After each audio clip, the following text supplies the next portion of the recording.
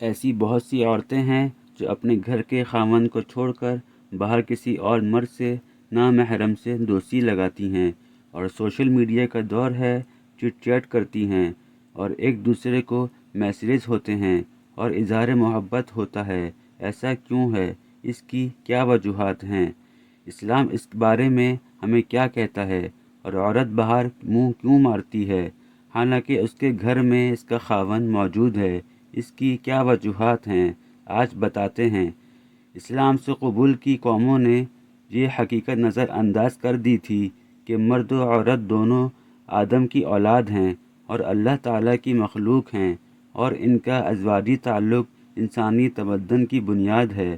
ایسے حالات میں رحمت العالمین صلی اللہ علیہ وسلم نسواں کا مقدس سنوارنے کے لیے سراپا رحمت بن کر آئے، ان کے لیے اصلاحات کی اور دنیا کو درس دیا کہ کس طرح مصروفیات کے باوجود ازواجی زندگی کو خوشگوار بنایا جا سکتا ہے۔ ظہور اسلام سے قبل عورت کا درجہ بہت پست تھا، اس کی کوئی ذاتی حیثیت نہیں تھی اور وہ زندگی کے ہر مرحلے میں مردوں کی محکوم اور دست نظر تھی۔ اسلام پہلا مذہب ہے جس نے عورتوں کا درجہ بلند کیا اور ان کی مستقل حیثیت قائم کی اور ان کے حقوق بتائے، وراثت میں حصہ دار بنایا، ان کو مالک بنایا، چند کے سوا بیشتر امور میں مردوں کے برابر حقوق دیے، ان کی پرورش کو اجر و ثواب قرار دیا، بیوی اور شوہر میں یہ حقوق کی مساوات قائم کی، بیوی کو شوہر کی رفیق زندگی بنایا، ماؤں کے قدموں تلے جنت رکھی۔ اسلام نے ہر پہلو سے عورت کا درجہ بلند کیا۔ آج کے معاشرے میں عورت کو عزت دی جاتی ہے۔ ہمارے مذہب اسلام نے عورت کو عزت دی ہے اور بہت ہی زیادہ عزت دی ہے، اور عورت کے لیے کچھ حدود مقرر فرمائی ہے۔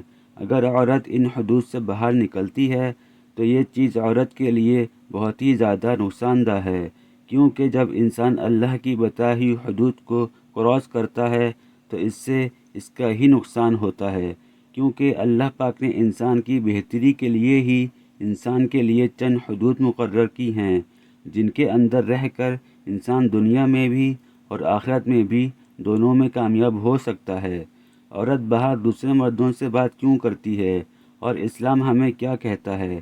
اس کا جواب یہ ہے کہ جب خاوند اپنی عورت کو پراپر وقت نہیں دے پاتا اور جو ایک تقدس کا مقدس ایک رشتہ ہے، اس رشتے کا احترام نہیں کر پاتا اور اس کے ساتھ اچھی باتیں، پیار بھری باتیں نہیں کرتا، تو یقیناً عورت جو ہے وہ محبت کی متلاشی ہوتی ہے۔